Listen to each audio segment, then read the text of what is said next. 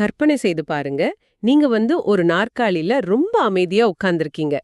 சரி. ஆனா எப்படியாவது உலகையே சுற்றி வந்து விடணும் அப்படின்னு உங்களுக்குள்ள ஒரு பெரிய ஆசை இருக்கு. அதுக்காக நீங்க என்ன பண்றீங்க தெரியுமா? என்ன பண்றோம்? அந்த நாற்காலியிலேயே உட்கார்ந்தபடி உங்க கால்களை காற்றில் மிக வேகமாக உதைத்து ஓட முயற்சிக்கிறீங்க. உங்களுக்கு பயங்கரமா மூச்சு இறைக்குது, வியர்க்குது, ரொம்ப சோர்வடைறீங்க. அதாவது பாக்குறவங்களுக்கு இது முற்றிலும் பைத்தியக்காரத்தனமா தெரியும் இல்லையா? கண்டிப்பா. ஆனா கொஞ்சம் உற்று பார்த்தால் நிம்மதியையும் முழுமையான மகிழ்ச்சியையும் தேடி நாமும் தினமும் இதத்தான் செய்து கொண்டிருக்கிறோம். ரொம்ப ஆழமான ஒரு உண்மை இது. ஆமா, இத பத்தி தான் இன்னைக்கு நாம ஆழமா அலச போறோம்.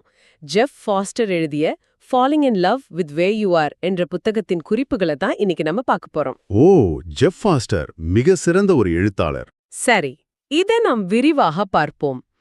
இதோட முக்கிய நோக்கம் என்னன்னா, எதிர்காலத்துல மகிழ்ச்சியாக இருக்கலாம் அப்படிங்கிற அந்த காத்திருப்பை கைவிட்டுட்டு இந்த நிகழ்காலத்தை எப்படி நேசிப்பது அப்படிங்கறத உங்களுக்கு புரிய வைக்கிறது தான். அந்த நாற்காலி உருவகம் நம்ம ஒட்டுமொத்த வாழ்க்கையோட பிரதிபலிப்பு அப்படின்னு தான் சொல்லணும். எப்படி சொல்றீங்க? ஏன்னா எதிர்காலத்துல என்றாவது ஒரு நாள் எல்லாமே சரியா நடக்கும் ஒரு தருணம் வரும். அப்போ நான் முழுமையான மகிழ்ச்சியை அடைவேன் அப்படிங்கிற ஒரு மாயையான நம்பிக்கையில தான் நாம ஓடிக்கிட்டு இருக்கோம். கரெக்ட். நிகழ்காலம் அப்படிங்கிறது பலருக்கு வெறுமனே எதிர்காலத்திற்கான ஒரு படிக்கட்டு மட்டுமே. ஆனா இந்த நொடியிலுள்ள வலிகளையும் குழப்பங்களையும் நாம எப்படி எதிர்கொள்றோம் அப்படிங்கறதுல தான் நிஜமான அமைதி இருக்கு. கண்டிப்பா. நாம அனைவருமே நமக்கே தெரியாம ஒரு விசித்திரமான விளையாட்டை விளையாடி கொண்டிருக்கிறோம். அதுக்கு பேர் தான் build a better me game. அதாவது என்னை மேலும் சிறந்தவனாக்குவதற்கான விளையாட்டு. அதேதான். காலையில எழுந்த உடனேயே எனக்குள் ஏதோ குறை இருக்கு, நான் இன்னும் கொஞ்சம் அழகா இருக்கணும், இன்னும் கொஞ்சம் புத்திசாலியா இருக்கணும்னு ஒரு பெரிய பட்டியல் போடுறோம். எப்பவுமே ஏதோ ஒண்ணு தேடி ஓடுறது. ஆமா, ஏன் இப்படி ஒரு மனநிலைக்கு நாம் தள்ளப்படுகிறோம்? நாம் ஏன் எப்போதும் ஏதோ ஒரு குறையோடு இருப்பதாகவே உணர்கிறோம்? இங்கே மிகவும் சுவாரஸ்யமான விஷயம் என்னவென்றால், நாம ஆரம்பத்திலிருந்தே உடைந்தவர்களோ அல்லது ஏதோ குறையுள்ளவர்களோ கிடையாது. ஓ, நிஜமாவா? ஆமா, மனித மனம் இயற்கையாகவே தப்பிப் பிழைப்பதற்கான உள்ளுணர்வை கொண்டது. அது எப்பவுமே ஒரு ஆபத்தை எதிர்பார்த்து அதிலிருந்து எப்படி தப்பிப்பது அப்படின்னே சிந்திக்கும். அது கூட இந்த சமூகத்தோட அழுத்தமும் சேரும்போது நாம ஏதோ முழுமையற்றவர்கள் அப்படிங்கிற எண்ணம் நமக்குள்ள ஆழமா விதைக்கப்படுது இல்லையா? 100% உண்மை. ஆனா ஜெஃப் ஃபாஸ்டர் மிக தெளிவா ஒரு விஷயத்த சொல்றார். உங்க குறைகள், உங்களின் விசித்திரமான குணங்கள் தான் உங்களை உண்மையில முழுமையாக்குதுன்னு சொல்றாரு. ரொம்ப அழகா இருக்கு கேக்குறதுக்கு. பிரபல பாடகர் லியோனர்ட் கோஹன் சொல்ற மாதிரி, எல்லாவற்றிலும் ஒரு விரிசல் உள்ளது, அதன் வழியாகத்தான் வெளிச்சம் உள்ளே நுழைகிறது. எல்லாவற்றிலும் ஒரு விரிசல் உள்ளது. கேட்க ரொம்ப நல்லா இருக்கு. ஆனா நடைமுறை வாழ்க்கைக்கு வருவோம். சரி, சொல்லுங்க. நாம இயற்கையிலேயே முழுமையானவங்க, எந்த குறையும் இல்லாதவங்க அப்படின்னா, ஏன் நமக்குள் சோகம், பயம், கோபம் போன்ற உணர்வுகள் எரிமலை போல வெடிக்கின்றன? இது ஒரு முக்கியமான கேள்வி. அந்த விரிசல்கள் வழியாக வெளிச்சம் வருதுன்னு நீங்க சொல்றீங்க. ஆனா நிஜத்துல அந்த விரிசல்கள் தான் நமக்கு வலியை தருது. பயம் அல்லது கோபத்தை நாம அப்படியே விட்டுவிட வேண்டுமா? அது அப்படியே உணர்றதுதான். இல்ல, அப்படி விட்டா அது நம்ம அழித்து விடாதா? ஒரு சாதாரண மனிதரா இந்த எதிர்மறை உணர்வுகளை கண்டாலே ஓடி ஒளியதான் தோணும். நீங்க கேக்குறது முற்றிலும் நியாயமான கேள்வி. ஆனா அந்த உணர்வுகளை நம்ம ஏன் அப்படி பாக்குறோம் அப்படின்றதுல தான் சூட்சுமம் இருக்கு. என்ன சூக்ஷ்மம்? நமக்கு ஒரு உணர்வு வந்தவுடன் நம்ம மூளை உடனடியா அதுக்கு ஒரு லேபிள ஒட்டிடுது. இது கோபம், இது பயம், இது சோகம் அப்படின்னு பேர் வச்சு, அது கெட்டது, அது உடனே என்னை விட்டு போகணும்னு முத்திரை குத்துறோம். ஹோ, அந்த லேபிள்கள் தான் பிரச்சனையா? ஆமா, இந்த லேபிள்களை கழட்டி எரிஞ்சு விட்டு பாருங்க. அந்த வார்த்தைகளை தவிர்த்துட்டு உங்க உடலில் ஏற்படும் அந்த தூய்மையான மூல ஆற்றலை மட்டும் கவனிக்க தொடங்குங்க. அதாவது நெஞ்சில் ஏற்படும் ஒரு அழுத்தம், வயிற்றில் ஏற்படும் ஒரு படபடப்பு, இவ்ளோதானா அது? எக்ஸாக்ட்லி, அவ்வளோதான். அந்த லேபிள்களை பிரித்து பார்ப்பதுதான் முக்கியம்னு சொல்றீங்க. இந்த குறிப்புகளை படிக்கும்பொழுது எனக்கு தோன்றிய ஒரு ஒப்புமை இருக்கு. என்ன ஒப்புமை அது? இந்த பயம், கோபம் போன்ற உணர்வுகளை வீட்டை விட்டு துரத்த வேண்டிய எதிரிகளாக பார்க்காம கடுங்குளிரில் நடுங்கும் அனாதை குழந்தைகளாக ஏன் பார்க்கக்கூடாது? வாவ், இது ரொம்ப ஆழமான ஒரு உருவகம் இல்லையா?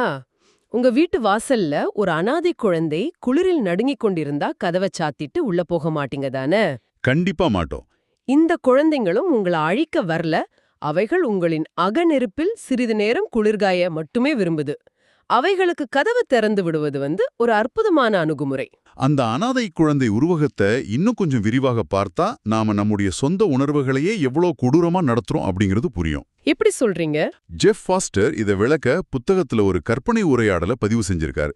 சோகத்திற்கும் விழிப்புணர்வுக்கும் இடையே நடக்கும் ஒரு உரையாடல் அது. ஓ, சோகமும் விழிப்புணர்வும் பேசுற மாதிரியா? சுவாரஸ்யமா இருக்கே. ஆமா, சோகம் தன்னிடம் பேசும் விழிப்புணர்விடம் அழுது கொண்டே கெஞ்சுகிறது. நான் ஒரு கரை, நான் ரொம்ப அசிங்கமானவன், நான் இங்க இருக்கக்கூடாது, என்னை எப்படியாவது துடைத்து எரிந்துவிடு அப்படின்னு சொல்லுது. அதுதான் நாம அன்றாட சோகத்திடம் சொல்லும் வார்த்தைகள். நீ ஒரு கரை, நீ உடனே போக வேண்டும் அப்படின்னு நாம அதை துரத்துறோம். சரியா சொன்னீங்க.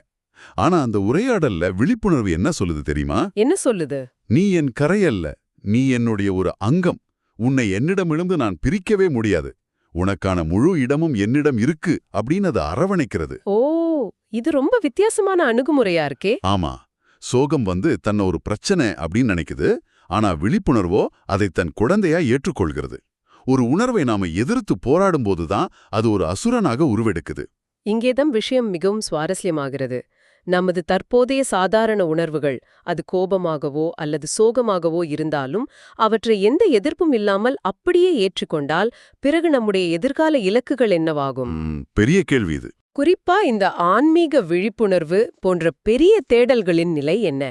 பல வருடங்களா தியானம் செய்து, யோகா செய்து, ஞானம் பெற வேண்டும் என்று ஓடும் மனிதர்களை பார்க்கறோமே. ஆமா, நிறைய பேர் இப்படி இருக்காங்க. நாமும் ஒரு கற்பனையான ஆன்மீக ட்ரெட்மில்ல ஓடிக்கொண்டிருக்கோம் இல்லையா? ஒரு நாள் திடீரென நமக்கு அந்த ஞானம் கிடைத்துவிடும், அதன் பின் வாழ்வில் எந்த கவலையும் இருக்காதுன்னு நாம நம்புறோம். உண்மையிலேயே அப்படி ஒரு மாயாஜாலமான நிலை இருக்கா? இத நாம பரந்த கண்ணோட்டத்தோட இணைத்து பார்த்தா, இந்த ஆன்மீக தேடல் என்பது மனித மனதின் ஒரு மிகப்பெரிய தந்திரம் அப்படிங்கிறது புரியும். மனதின் தந்திரமா? ஆமா, மனம் எப்பவுமே தனக்கு ஒரு வேலை தேடிக்கொண்டே இருக்கும். நிம்மதியாக இருப்பதை மனம் விரும்பாது. ஜெஃப் ஃபாஸ்டர் இதை விளக்க ஒரு அற்புதமான பெட்டகம் உருவகத்தை பயன்படுத்துகிறார். பெட்டகம், அதாவது வால்ட் இல்லையா? ஆமா, பிரபஞ்சத்தின் அனைத்து பொக்கிஷங்களும் ஆழமான நிம்மதியும் உள்ள ஒரு பெரிய இரும்பு பெட்டகம் இருக்குன்னு கற்பனை செய்துக்குங்க. ஓகே, கற்பனை செய்துக்கிட்டேன். அந்த பெட்டகத்தை திறக்க நாம வாழ்நாள் முழுவதும் போராடுகிறோம். பல கடுமையான விரணங்கள் இருக்கிறோம், தியானம் பண்றோம், பல குருமார்களை தேடிச் செல்றோம். நம்மள் பலர் இதைத்தான் பண்ணிட்டு இருக்கோம். ஒரு கட்டத்துல ரொம்ப சோர்வடைந்து, என்னால இனி ஒரு துளி கூட முடியாது, நான் தோற்றுவிட்டேன் அப்படின்னு அந்த முயற்சியை முழுமையாக கைவிடும்போது தற்செயலாக பார்த்தால் அந்த பெட்டகம் தானாகவே திறந்து கிடக்குது. ஏன் தெரியுமா?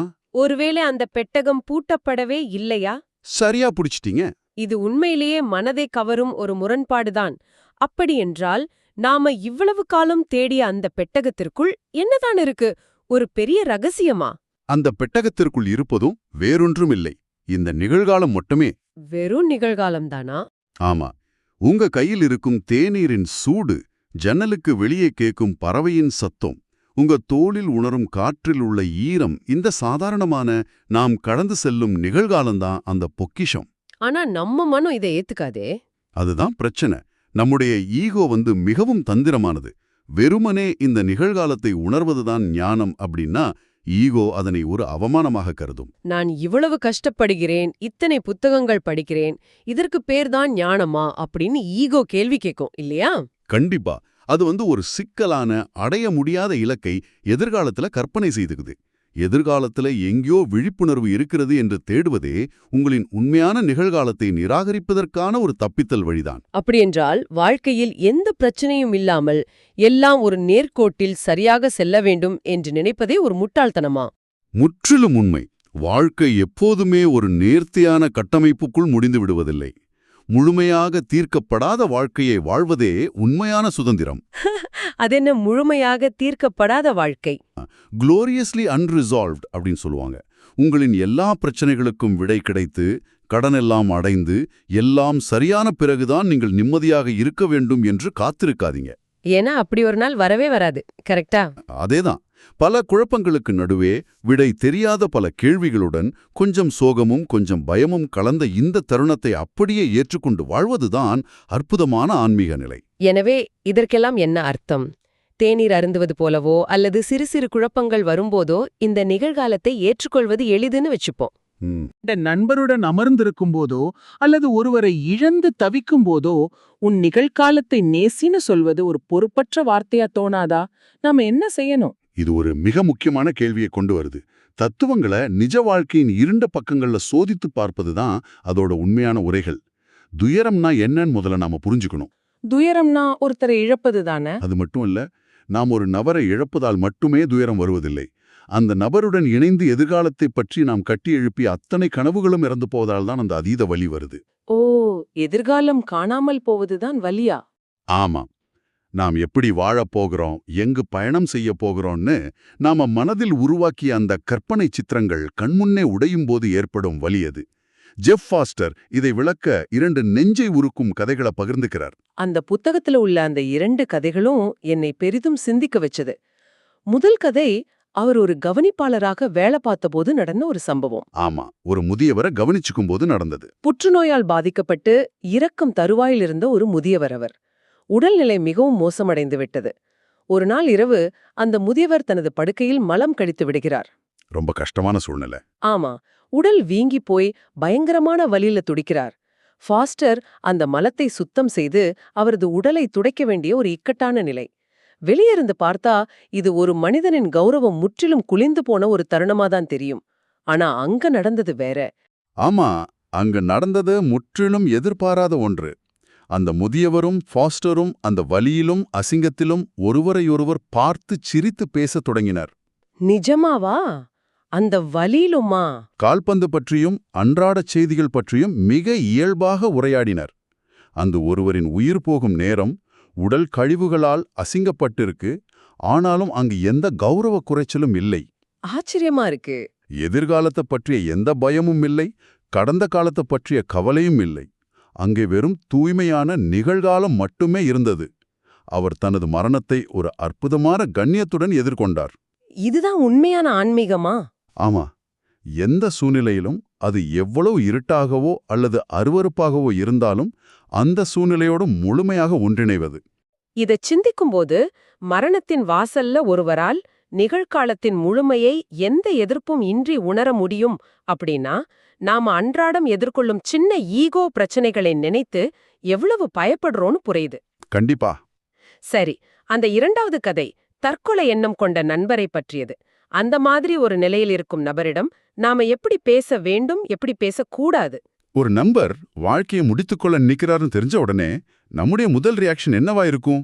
நாம பதறிப்போய் அவர்களுக்கு ஆன்மீக அறிவுரைகளை வழங்கத் தொடங்குவோம். எல்லாம் சரியாகிவிடும், வாழ்க்கை ரொம்ப அழகானதுன்னு சொல்லுவோம் இல்லையா? ஆமா, ஆனா ஏன் அப்படி சொல்றோம் தெரியுமா? அவர்களின் அந்த இருட்டான நிலைமை நமக்கு சங்கடத்தை ஏற்படுத்துது. அவர்களின் வலியை பார்க்க நம்மால முடியல. ஓ, அது நம்மளோட சுயநலம்னு சொல்றீங்களா?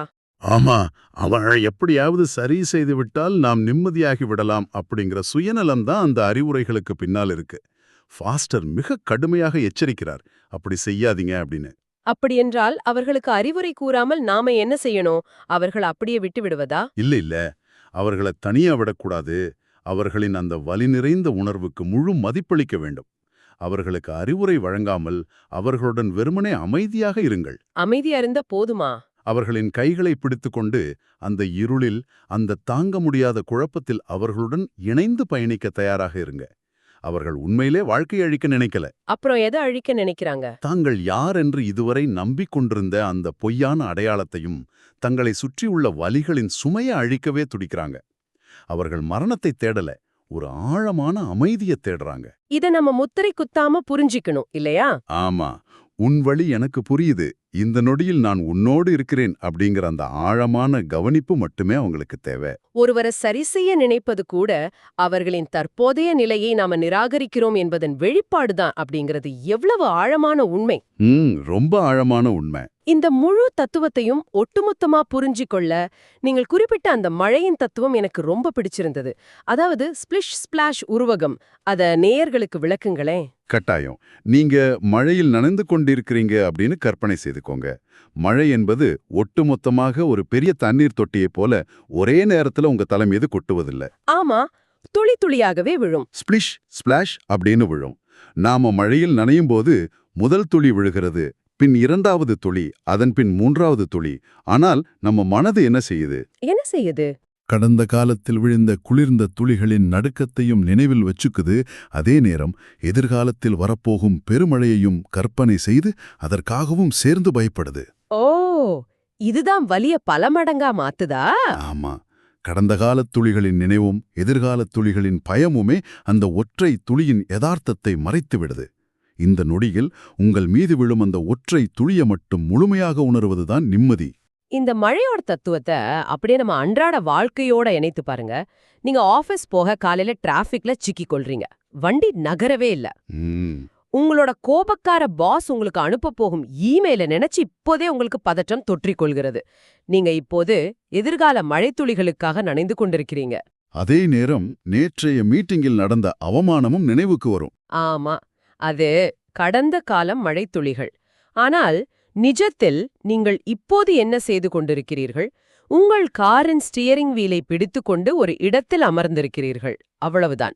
அந்த ஒரு நொடியை, அந்த ஒற்றை மழைத்துளியை மட்டும் உங்களால் எதிர்கொள்ள முடிந்தால் அங்கே பயமோ பதற்றமோ இருக்காது. கடந்த காலத்தின் சுமையையும் எதிர்காலத்தின் பயத்தையும் நாம் நிகழ்காலத்தில் சுமக்க தேவையில்லை. மிக அருமையா சொருக்கினீங்க. இதுதான் இந்த மொத்த தத்துவத்தின் சாராம்சம். உங்களை மீட்கவோ உங்கள் குறைகளை சரி செய்யவோ நீங்க யாருக்காகவும் காத்திருக்க வேண்டாம். நம்மள நாமே காப்பாத்திக்கலாமா? உங்களை யாரும் வந்து காப்பாற்ற தேவையில்லை. ஏன்னா நீங்க அடிப்படையில எந்த ஆபத்திலும் இல்ல. உங்களுடைய ஈகோ உருவாக்கிய கதையை, மனதின் கட்டமைப்பை நீங்கள் ஆபத்தில் இருப்பதாக நம்புறீங்க. ஓஹோ. உங்கள் வாழ்க்கை ஒருபோதும் நீங்கள் திட்டமிட்டபடி அமையப்போவதில்லை என்பதை முழுமையாக உணர்வதே ஒரு மனிதனுக்கு கிடைக்கும் மிகப்பெரிய நிம்மதி. அது உங்களை வாழ்க்கையின் உண்மையான ஓட்டத்திற்கு நெருக்கமாக்குது. உங்கள் வாழ்க்கை ஒருபோதும் நீங்கள் திட்டமிட்டபடி அமையப் போவதில்லை. இந்த வாக்கியம் ஆரம்பத்துல கேட்க கொஞ்சம் பயமா இருந்தாலும் ஆழ்ந்து சிந்தித்தால் இது ஒரு மிகப்பெரிய விடுதலையை கொடுக்குது. உண்மைதான். ஏன்னா திட்டமிட்டபடி எல்லாமே கச்சிதமா நடக்கணும் அப்படிங்கிற இந்த பெரும் பாரம் இப்போ நம்ம தோள்களில் இல்ல. நாற்காலியில் அமர்ந்து கொண்டு ஓட நினைத்த நாம் இப்போது அந்த நாற்காலியில் அமைதியாக சாய்ந்து அமர கற்றுக்கொள்கிறோம். ரொம்ப அழகான முடிவுரையா சொன்னீங்க. உங்க ஆழமான உரையாடல ஒரு இறுதியான சிந்தனையுடன் நிறைவு செய்ய விரும்புறேன். இதை கேட்கும் உங்களுக்கான கேள்வி இது: நாளை என்று ஒன்று வராது என்று தெரிந்தால் இன்று உங்களை சுற்றியுள்ள இந்த சாதாரணமான எந்த ஒரு சினிமா கிளைமேக்ஸும் இல்லாத ஆனால் முழுமையடையாத குழப்பமான வாழ்க்கையை நீங்கள் எவ்வளவு ஆழமாக நேசிப்பீர்கள்? உங்களுக்கு நீங்களே அளித்துக் கொள்ளும் மிகப்பெரிய பரிசு இந்த நிகழ்காலத்தில் எந்த ஒரு எதிர்பார்ப்பும் இன்றி இருக்கலாம் அல்லது இல்லாமலும் போகலாம் என்ற சுதந்திரம்தான். அருமை. நீங்கள் ஏற்கனவே வந்து சேர வேண்டிய இடத்திற்கு வந்தடைந்து விட்டீர்கள் என்பதை உணர்வதே அந்த பரிசு. கண்டிப்பா. இப்போது வீடியோவின் இறுதி பகுதி. இவ்வளவு நேரம் கேட்டதற்கு ரொம்ப நன்றி. இந்த Tamil voice reads channel monetisation இல்லாம தான் நடக்குது. இந்த ஆடியோ புத்தகம் உங்களுக்கு பயன் தருது என்று நினைத்தால் இந்த முயற்சி தொடர்ந்து போக உங்க ஆதரவு மிகவும் உதவும். என்னுடைய இந்த முயற்சிக்கு நன்கொடை அளிக்க விருப்பம் இருந்தால் டிஸ்கிரிப்ஷன்ல கொடுக்கப்பட்டுள்ள UPI ID மூலம் வழங்கலாம். உங்களால் முடிந்த அளவு போதும். சிறிய ஆதரவும் பெரிய உதவிதான். இந்த வீடியோ உங்களுக்கு பயனுள்ளதாக இருந்தால் சப்ஸ்கிரைப் பண்ணுங்க, மற்றவர்களுக்கும் பகிர்ந்து கொள்ளுங்கள். இந்த கருத்துக்கள் அவர்களுக்கும் தேவையாக இருக்கலாம். லைக் பண்ணுங்க, உங்க கருத்துக்களை கமெண்ட்ல பகிருங்க. மனப்பூர்வமான நன்றி.